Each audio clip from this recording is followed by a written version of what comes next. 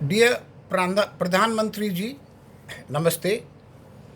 Today is the day of Gurupurnima. I am going to give today 10 Guru mantras to diffuse, deflate, and destroy the dragon. Now, the first one, we should make our identity known to everyone as Bharat or Bharatvarsh. Our name as India should not be used.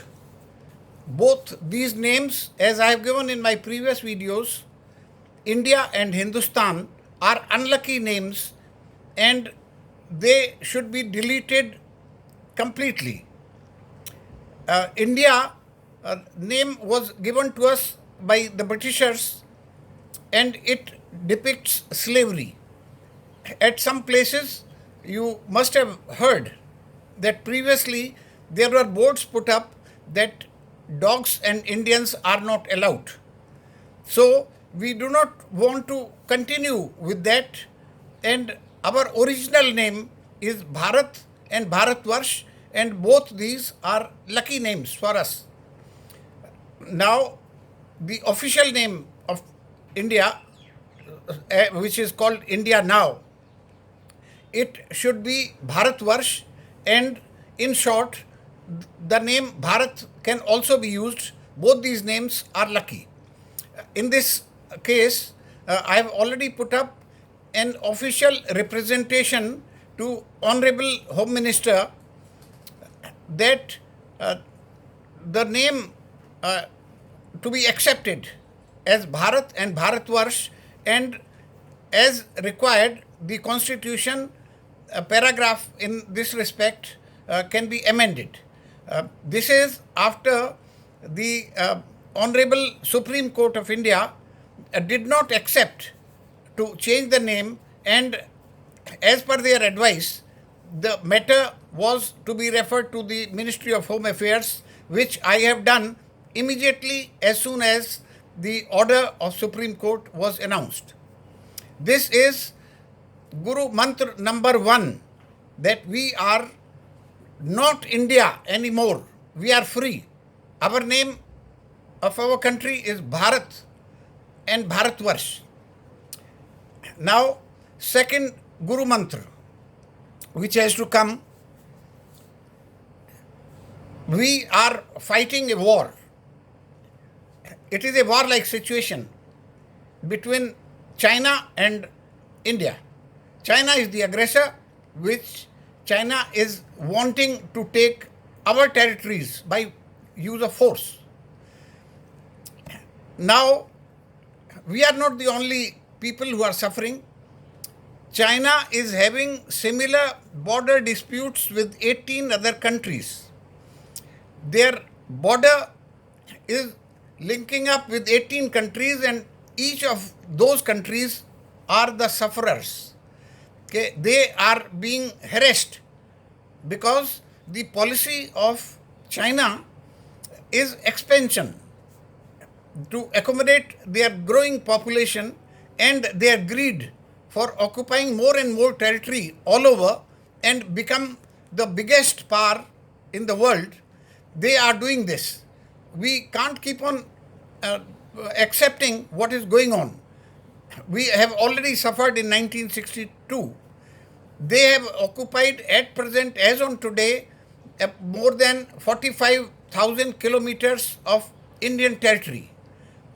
A large chunk of it was captured by them unauthorizedly in 62, and subsequently they keep on moving forward with some excuse or the other.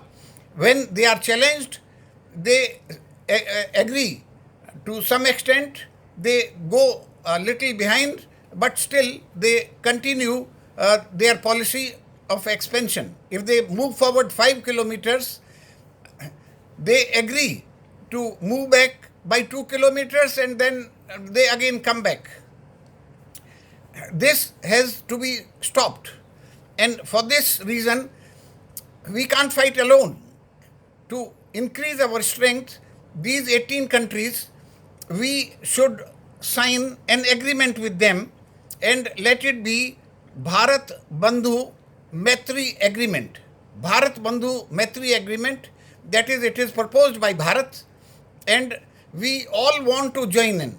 Out of 18 countries, maybe all may not join because everyone is afraid, seem to be afraid of China, but some will join. Even 5, 6, 7, 8, whichever countries join us, that will give us strength. These days, strength is important, that we can go back to Ramayana. Lord Ram had to fight Ravan. Ravan was a big power. Now, in Chitrakoot, when Lord Ram was there, he didn't have an army. He collected an army from locals.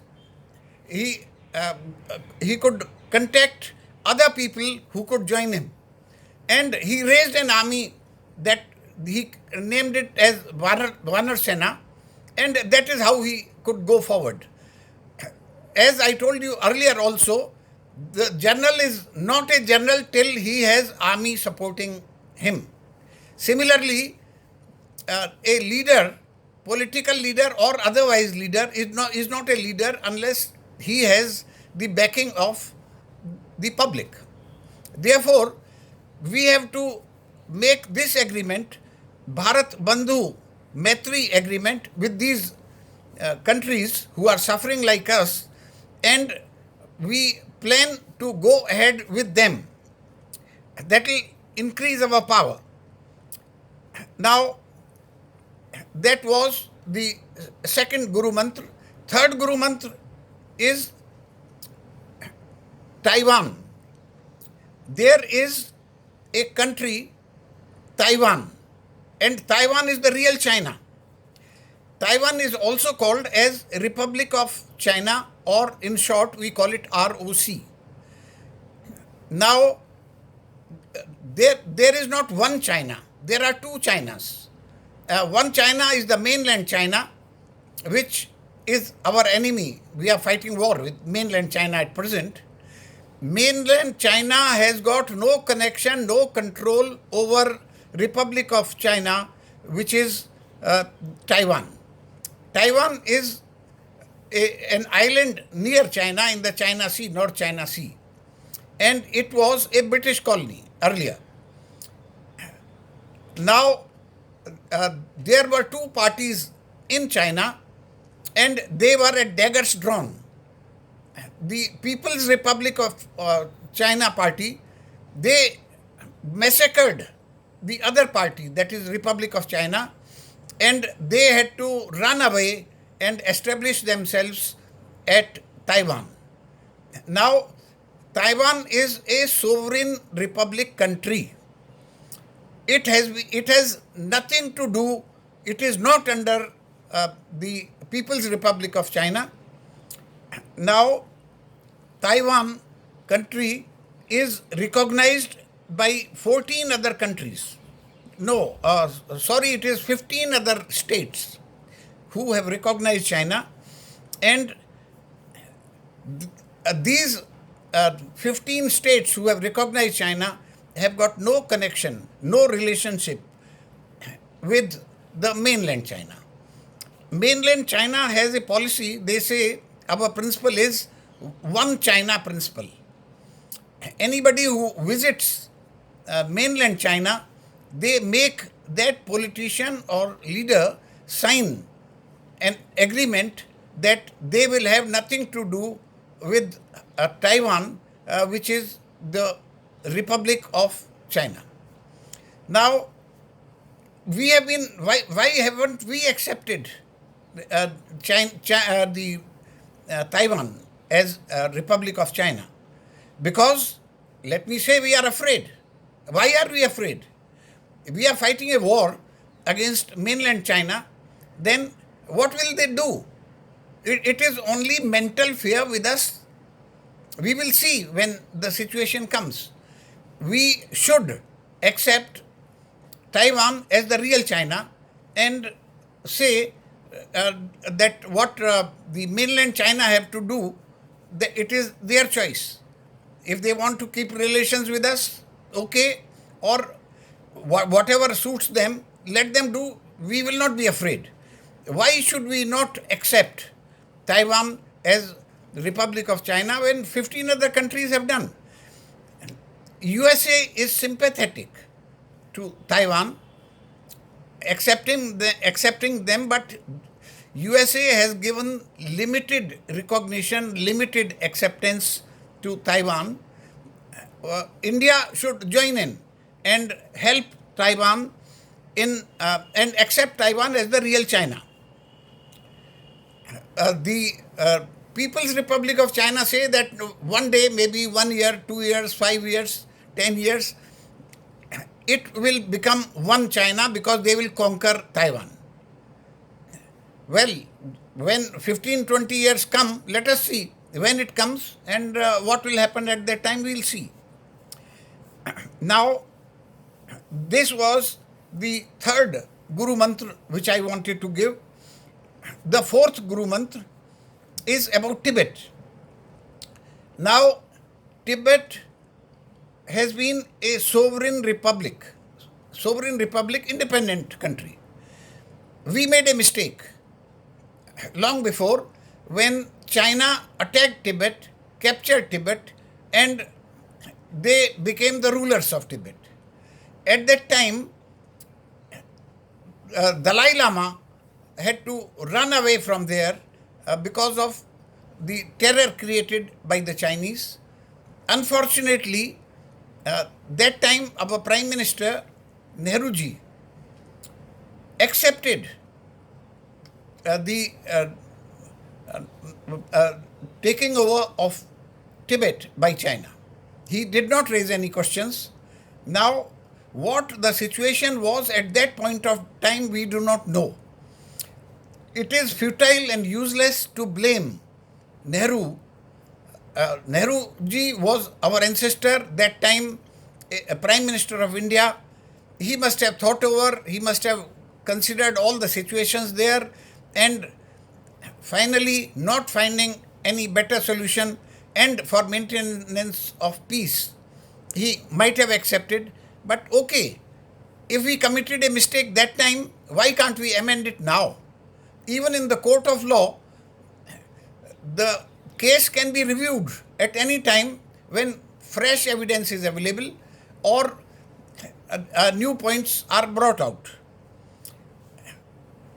We can now accept Tibet as a free sovereign republic. Our Dalai Lama ji is at present in Dalhousie along with their refugees.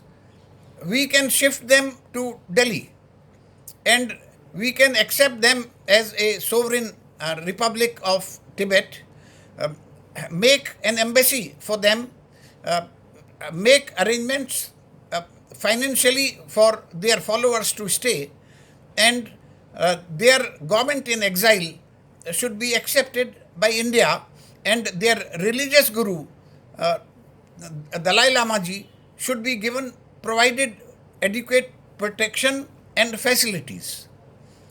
This will be a big blow to the Chinese. Next, we come to the fifth Guru Mantra. Fifth Guru Mantra is about Hong Kong. There is a lot of trouble going on in Hong Kong. There is a movement, political movement in progress there because Chinese have occupied Hong Kong. Hong Kong was a British colony. When they were leaving, they wanted to hand it over to somebody, and China came forward to accept. They handed over the administration to China with conditions. And conditions were that the people of Hong Kong themselves will decide how they would be ruled, and the mainland China will not interfere with their administration and with their system. because the people from most of the British colonies had moved on to Hong Kong. Hong Kong is a very rich country, sovereign country, and China is trying to grab this and claim it as part of China. That is not done. It should not be accepted, but we need to help people of Hong Kong in whatever way we can. We must do it. It is in the interest of the people of Hong Kong. Lot of Britishers, foreign people, and even Indians are there. And those Indians and foreigners are quite rich, doing well. We must support the cause of movement, political movement in Hong Kong, and why not allow them to be a free Republic of Hong Kong. Now, the sixth Guru Mantra which I want to give is about China-Pak Economic Corridor. Everyone knows that the Chinese have given so much of loan to Pakistan that they have actually, it seems they have as purchased that country. Pakistan is basically under them. Whatever Chinese want to do, Pakistan will only be able to say yes sir and nothing more. Now they are building this road as economic corridor, which will be of great help to them. They will be able to reach sea. They will be able to contact the Arabian countries to obtain oil and gas from them with a very short distance and less and gain economy and expand their trade. They will be able to reach the sea and also challenge Indian Navy in that area. That is not to our interest, and moreover, this corridor or road is passing through Indian territory which has been captured unauthorizedly, illegally by the Chinese, that is in Aksai Chin, and also in Pak-occupied Kashmir, which is a part of India that appears to have been gifted by their friend Pakistan to them. It is not acceptable to us. We will not allow this corridor to be made, and they will realize their folly. How can they make a road and corridor on our territory? That is not accepted. That is against all the principles of justice. Now, we should take a bold stand and not accept this corridor to be prepared. The next linked with this is that we should make a linking road starting from Assam. It will pass through Burma, now that is called Myanmar, reach Vietnam, and then reach the sea. We will be able to reach South China Sea. If we can reach there, it will save us lots of money and time. We will not have to go all the way through long distance by sea, but we will be able to, in no time and easily, and by spending less money, reach the South China Sea. So this will be blocking off the corridor, that is Chinese Pak Economic Corridor, and making a linking road from India, from Assam to South China Sea. Now, coming to the next Guru Mantra, that is seventh Guru Mantra. Now, we have to use our navy. We have to expand our navy. We have to make our navy powerful. And we have to establish supremacy of sea on the Indian Ocean. Indian Ocean is ours. Now, we have to make agreements with other countries that Australia is already willing to help us. We are in negotiations, and Australia and India are the big powers in this. There are small islands and small countries. We can make agreement with them, and we can control with the help of our Navy, Bharat Sena, Nausena, and Australia, the entire Indian Ocean that will be under our control. Now, if we can do that, we will stop Chinese ships coming on this route for trade and for collecting oil and for other requirements. Not only we will be able to stop movement of Chinese ships, but also we will be able to stop movement of such countries who are helping China and are friendly to China. We can put taxes, additional taxes on them, say start with 15%, 18%, 80%. If we have to send some Chinese ship coming, we can even tax them up to 200%. All this will increase our economy, make India rich, and also establish our power. Then we will be considered as one of the big powers in Asia. But this will have repercussions. The matter will go to the International Court. But if China can claim South China Sea, why can't India claim the Indian Ocean? This is a matter of debate, and we will have enough reason that China cannot win in this case. Even USA will be willing to support us in this matter and will not raise objections on India being the sovereign naval power in Indian Ocean.